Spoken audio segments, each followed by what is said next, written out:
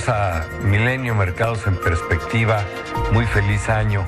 Hoy tenemos para iniciar este año un gran invitado que es el licenciado Jorge Gordillo, quien a su vez es el director de análisis económico de Cibanco. Y con él, Jorge, buenas noches. Bueno, y su servidor Manuel Somoza, a platicar aquí con ustedes de temas económico-financieros. Pero entrándole al tema, yo estoy con más optimismo de lo que estaba hace un año. Veo un año difícil, pero para México veo que algunas cosas han mejorado. Por lo menos la incertidumbre que teníamos el año pasado en algunos temas, pues hoy ya no está ahí tan presente. Sigo viendo, y me preocupa, y quisiera tu opinión al respecto, que sigo viendo una paradoja en la economía mexicana, que es estabilidad sin crecimiento. O sea, las variables importantes están estables, inflación, no déficits, no endeudamiento, etcétera, etcétera. Pero cuando nos volteamos a ver el crecimiento, pues vemos que el mejor caso vamos a tener un crecimiento del 1.1, 1.2%. Y eso pues sí es un verdadero drama. O sea, la estabilidad no nos está dando per se el crecimiento. Veo una economía que va avanzando, pero muy despacio. No veo una economía en picada, ¿no? Fuera del tema estábamos platicando Jorge y yo, y le decía, bueno, la economía sí creció el año pasado. El año pasado creció pues, alrededor del 3% en términos nominales, pero claro, cuando le descontamos la inflación nos da 0. Pero bueno, eso quiere decir que así sí hay algo de crecimiento. Si no tuviéramos ese crecimiento, entonces sí iríamos en picada hacia una grave crisis. No sucedió, ni creo que vaya a suceder este año, pero se va a dar el mismo tema. Pero bueno, entrándole aquí, ¿qué cosas ves distintas? Primero, si estás de acuerdo en que hay menos incertidumbre porque algunos temas se nos han resuelto, ¿no? Y luego, ¿qué ves para adelante? Gracias, Manuel. Feliz año. Gracias. Sí, efectivamente, así como lo planteas, el año pasado justo estábamos empezando el año con mucha preocupación. Los temas que vivimos todo el año de riesgo en el sector externo se fueron desarrollando de manera con mucha incertidumbre. Así duró casi todo el año. Cerramos bien. Los temas que más nos preocupaban, los temas más importantes, el conflicto comercial entre Estados Unidos y China, la firma o ratificación del TEMEC, la situación en el Brexit, todas esas situaciones, el mismo preocupación de recesión en el mundo se aligeraron, se mejoraron. Y entonces hoy iniciamos el año con menos incertidumbre financiera, y nos va a dar nos da un mejor ánimo para estrategias de inversión interesantes. No significa que todo el año vaya a ser así.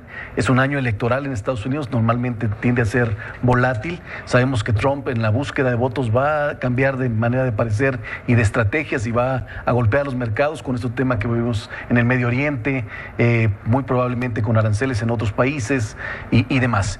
Pero empezamos bien, ese es un buen presagio, ese es un buen momento. Tú dirías, a ver, el año pasado, y digo, no nos equivocamos cuando dijimos nos gusta más la inversión en pesos que la inversión en dólares. Y así fue, se ganó más en pesos que en dólares. El peso el año pasado no solo no se devaluó contra el dólar, sino que tuvo una ligera apreciación. Y yo veo, por lo menos en los próximos 6 meses, porque también los horizontes son difíciles de ver, yo veo un peso fuerte, sí. Veo un peso sobre los niveles abajito de 19, y esto, bueno, pues también es una buena noticia, ¿no? Porque eso le mete mucho ruido a las cosas. Tal cual así lo vemos. O sea, creemos que esta buena rally o esta buena racha de los mercados financieros locales se va a ampliar por meses. Vamos a tener un peso sólido, o por lo menos primer trimestre, a lo mejor el segundo trimestre también.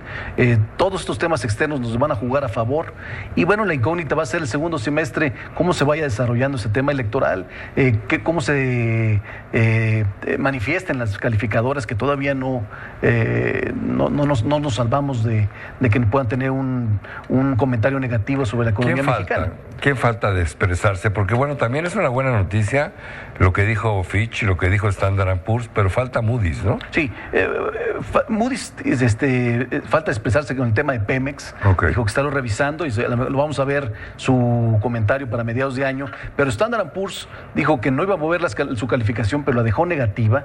Y lo que nos dio un poco es más de tiempo. Va a ver cómo se va moviendo las finanzas públicas, si en verdad alcanzan los objetivos de ingresos públicos según la expectativa económica. En tu experiencia, las calificadoras, ¿cuánto se tardan en volver a expresarse? Por ejemplo, Fitch y Moody's, que se expresaron hace muy poquito, no hace menos de 2 meses. ¿Cuándo lo volverían a hacer? Fitch no va a expresarse porque además dejó su perspectiva estable. Así es. Entonces es muy probable que 12 meses no escuchamos nada. Pero Standard & Poor's, al mantener su perspectiva negativa, podría hablar en 6 meses, 8 meses, volver a dar un diagnóstico. Y creo que va a ser esta diferencial que haya entre la expectativa que tiene el gobierno sobre sus ingresos públicos a la realidad. Ya tendremos más datos para entonces. Y Moody's está muy, muy enfocada a ver qué pasa con el plan que Pemex hizo a mediados del año pasado. Si regresamos a ver los mercados, la verdad que el año pasado fue un año muy bueno, pero muy bueno, subrayo, para las bolsas de los países desarrollados. Vimos rendimientos que hacía muchísimos años no veíamos. Vimos en Estados Unidos un índice como el Standard & Poor's crecer al 25%, el Nasdaq al 35%, ¿no? El Dow Jones también con un muy buen desempeño. Los rendimientos en Europa también fueron de 18 y 20%. En Japón hubo un extraordinario rendimiento en el Nikkei, en la bolsa de Tokio, ¿no?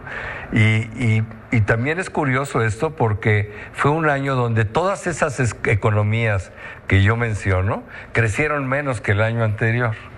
Sin embargo, las bolsas tuvieron un repunte brutal. Yo creo, y a nuestro auditorio siempre le interesa el tema bursátil, que no debemos de esperar rendimientos parecidos este año. Yo creo que los rendimientos se van a moderar. ¿Por qué no empezamos con México? México es un caso aparte. La Bolsa Mexicana de Valores no ha dejado dinero en los últimos 5 años, ¿no? En el 18 perdió 15%, el año pasado el índice apenas si creció 4,5%. A mí me gusta la bolsa en los niveles actuales por estar barata, no porque vea la economía mexicana creciendo, ¿no? Pero bueno, aquí el experto eres tú. No, justo como lo mencionas, gran parte del boom que tuvo la bolsa el año pasado para las economías desarrolladas tiene que ver por la política monetaria.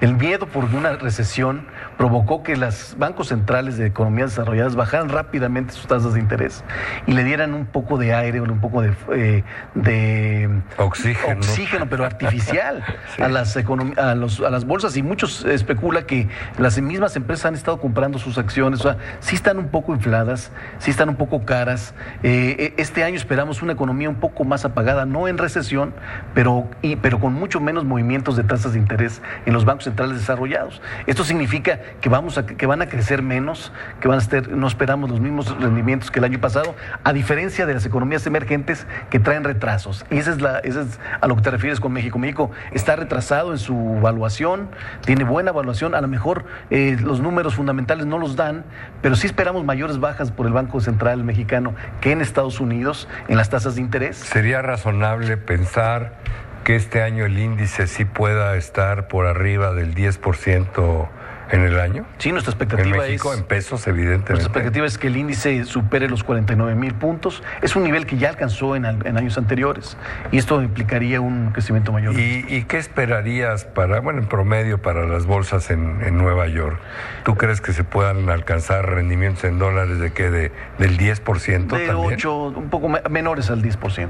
Del 5 pero y 10%. no muy abajo de eso, ¿no? 5 y 10%. ¿Cómo ves? A la economía mexicana ya hemos hablado mucho, la vemos creciendo muy poquito. ¿Cómo ves a la economía en Estados Unidos? Bueno, esperamos un desempeño menor al año pasado, esperamos que sí se va a desacelerar un poco, pero... 1.8 sería razonable. Pero muy pegado al 2%, o sea, la desaceleración no va a ser muy contundente, todavía a niveles donde no debería sacar focos rojos. Lo que nos preocupaba en algún momento del año pasado es que las perspectivas estaban cayendo muy muy rápido y estas se han ido estabilizando y creemos que estos acuerdos primarios que ha tenido Estados Unidos con China le van a permitir a las manufacturas rebotar un poco en Estados Unidos. Y la bolsa en Nueva York también tiene el aliciente de que la gente no le gusta invertir al 1,5%, ¿no? Y las tasas de interés de deuda soberana siguen tiradas, ¿no? Sí. O sea, el bono de 10 años en Estados Unidos está que al 1.7, no está por debajo del 2%, muy por debajo del 2%. Entonces, con esos rendimientos, pues la gente se atreve a tomar riesgos adicionales. ¿Y cómo ves a Europa? ¿Lo ves también interesante? Bueno, Europa también está muy interesante porque le ha costado mucho trabajo a toda la zona europea generar una confianza de inversión, una confianza de inversión financiera, ha hecho cualquier cantidad de estímulos y bueno, este rollo de que se pueda mejorar o haya una mejor perspectiva en cuanto al Brexit, en cuanto a una negociación comercial con el Reino Unido y algunos buenos datos que hemos observado en los últimos 2 meses sobre la manufactura, sobre las expectativas de inversión, nos hacen pensar que el euro, la zona euro, podría tener una mejor expectativa, una mejor esperanza. Además está en pleno proceso de estímulos monetarios, ¿no? Así es. El Banco Central Europeo está emitiendo euros para comprar bonos, están haciendo lo que habían cancelado hacía 8 o 9 meses para impulsar la economía y aparentemente está dando resultados, ¿no? Sí, es. Todo está full en cuanto a estímulos. No significa que vaya a explotar, o sea, vaya a ver un boom fuerte en la economía europea, pero sí, de todo lo oscuro que teníamos, observamos el año pasado, hoy empezamos a ver algo de luz y hay mejor esperanza o mejor expectativa. Pues qué bueno, yo tengo la misma impresión que tú, estoy un poco más optimista. En México sí sigo preocupado porque deberíamos de crecer. Con tantos pobres no nos podemos dar el lujo de tener una economía estancada. Tenemos que buscar realmente crecer al 3 o 4% y ahí solo eso se va a lograr si el gobierno se pone las pilas y alienta la inversión, porque si no hay inversión no hay crecimiento y creo que eso es lo que nos está faltando. Pero en el resto del mundo estoy más contento porque veo el tema de la recesión alejándose. Sí, correcto. Estamos un poco más optimistas y en la economía mexicana, como dices, la percepción de estancamiento continuará. Fue un choque de confianza lo que vivimos el año pasado y necesitamos justo eso, confianza en la inversión para revertir o para tener una mejor expectativa económica en el país. Así es. Bueno, pues se nos acabó el tiempo, Jorge, muchas gracias. Un tema que nos debe el gobierno es el tema de tener paz y acabar con la violencia. Eso inhibe los procesos de inversión. Pero bueno, estaremos aquí dentro de una semana. Jorge, muchas gracias. Pero sobre todo, muchas gracias a ustedes por acompañarnos todas las semanas en Milenio Mercados en Perspectiva.